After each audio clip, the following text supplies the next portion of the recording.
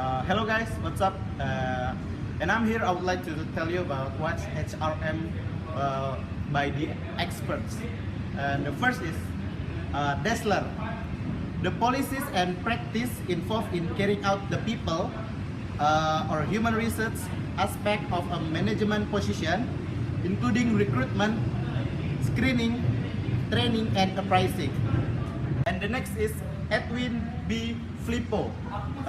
He defines that HRM as planning, organizing, directing, and controlling of procurement, development, compensation, integration, maintenance, and separation of human research to the end that individual, organizational, and social objectives are accomplished. And the next is Milkovich and Boudreau. They define HRM is a series of integrated decisions that form the employment relationship. Their quality contributes to the ability of the organizations and the employees to achieve their objective. And the next is David D'Ascenzo and Stephen P. Robbins. They define HRM as concerned with the people dimension in management, since every organization is made up of people acquiring their service, developing their skills, and motivating them to the higher level of performance and ensuring that they continue to maintain their commitment to organization is essential to achieve organizational objective. This is true regardless of the type of organization, government, business, education, health, and social action. Last but not least, it's from Hellriegel, Jackson, Slope, Kuhn, and Stout. HRM are the process of analyzing and managing an organization's human resource needs to ensure satisfaction of its strategic objective. Yeah. Okay. And then we have come to the second questions about the opinion toward the videos. The first videos, these videos explain about human research strategy and planning. The speakers explain about the meanings of the strategy, and then he explains many things such as company's functions, plans, even their operationals. And then the second video, this video explains about introduction to the human research management. First, the speakers explain about the meaning of research. And then he explains many things such as the definition of human research management, trends, and the key field of action in human research management. And then the third video, this video explains about talent acquisition. Then he explains many things such as employer brand strategies and the retaining and promotion of talented candidates. And the fourth video, these videos explain about candidate selections. First, the speakers explain about the possibilities of company have more applicants, about how to do the selections, and then he explained many things such as possible risks, how a company determines performance, and how is the criteria of candidate and method of selection. And then in the fifth video, this video explained about the compensation and benefit. First, the speakers explain about the component of reward, and then he explained many things such as equity, component, factors, practice, benefit, and then impact of the performance of the employee. That's all. Now let's talk about the rewards. Rewards here can be increase in salary, giving a promotion, and an appreciation. The rewards here, when you give a rewards to your employee, you can get like an increase in productivity and increase in quality of your product or service. And these are the definition rewards by the experts. And the first is Kessler. Kessler said that employee rewards represent one of the central pillars supporting the employment relationships. And the second, from Milkovich and Newman, employee compensation, remuneration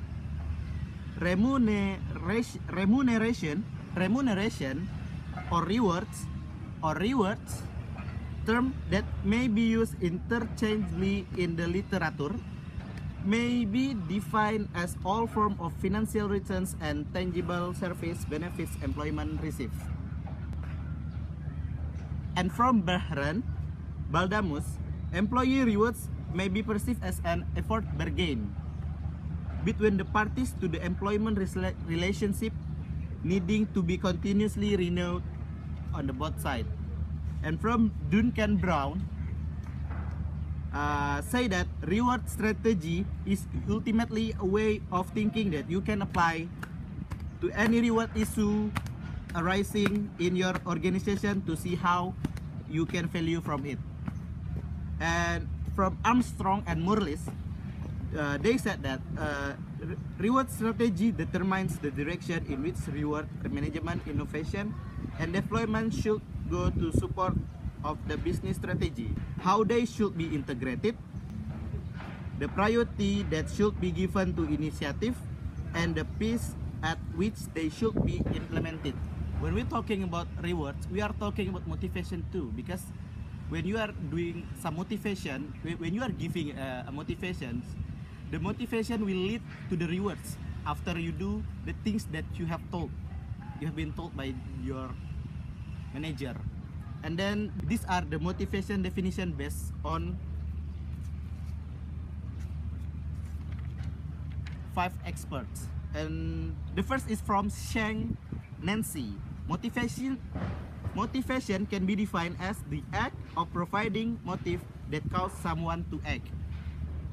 And then the second by Ray Williams.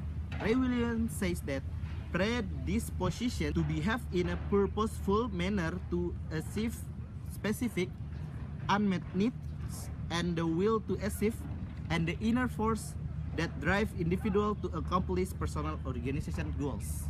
And the thirds are from Ryan and Edwards. Ryan and Edwards say that organization of motivation concern the underlying attitudes and goals that give rise to actions. And the next is from Gretler, Brossard, and Garrisons. They said that the motivation broadly defines that the attributes that move us to do or not to do something. And the last but not least is from Turner. He considered that motivation to be synonymous with cognitive engagement, which he defines that as voluntary use of high-level self-regulated learning strategies such as paying attention, connection, planning, and monitoring.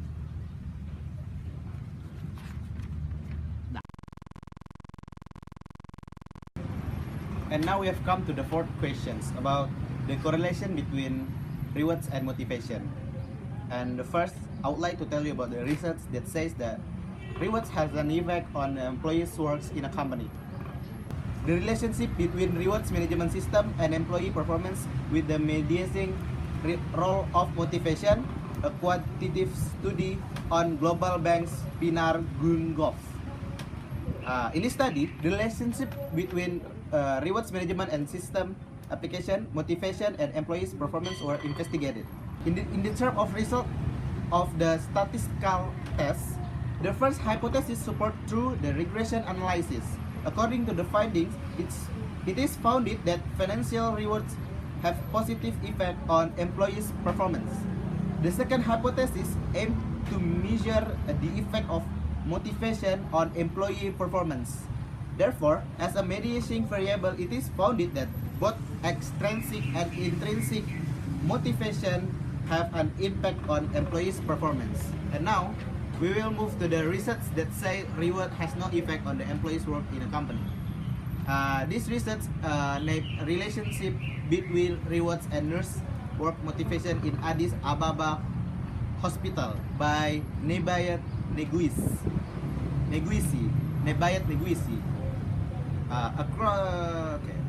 Result of the study revealed that the nurses are not motivated, and there is a statistical significance relationship between rewards and nurse work is significant difference in nurse work motivation based on age, educational qualification, and work experience, while there is no significant difference in nurse motivation based on gender.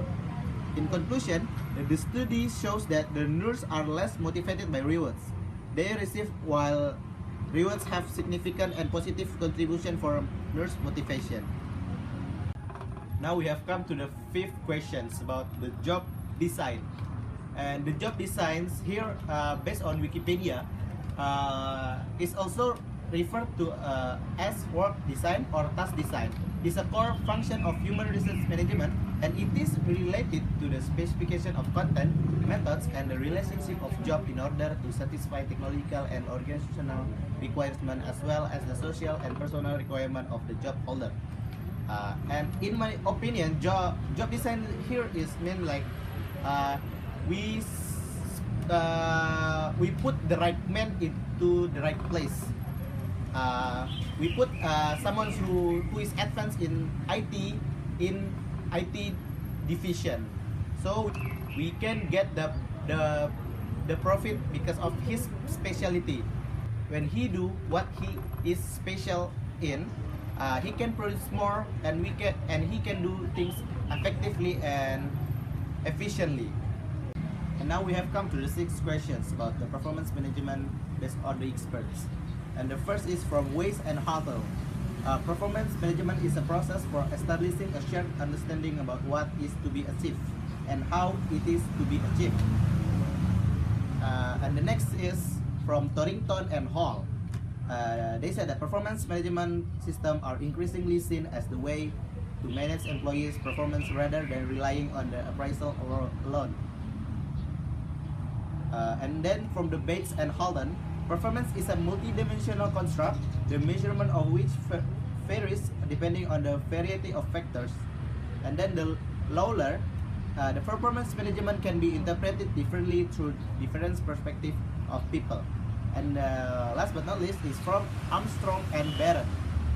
They define the performance management is a strategic and integrated approach to increase the effectiveness of companies by improving the performance of the people who work in them and by developing the capabilities of team and individual contributions. The performance management cycle. The performance management cycle shows that the stage that involved in the process of planning, monitoring, and evaluating employees' performance. We start from planning. We do the planning in advance so that the expectation and goals can be set. And then monitoring. We monitor the progress and the performance continually. And developing. We develop the employee's ability by training and work assignment. And the next is rating. We rate our employee periodically to summarize performance. And the last but not least, rewarding. We give the reward for those who have the good performance. And I think that is what the performance management cycle is. And we have come to the 7th question about what are the topics of HRM that I have studied and discussed up to the midterm exam. The first is the human resource management, theories, models, policies, and practice. The second is the recruitment selection. And the third is the training and development. The fourth is individual performance, attitude, and behavior. And the fifth is reward system and motivation. And the next is performance management. And the next is job design and role development. And then the next is employee involvement and participation. And then the next is employee relation. And the next is diversity and equal opportunities. And then the last is the labor economics.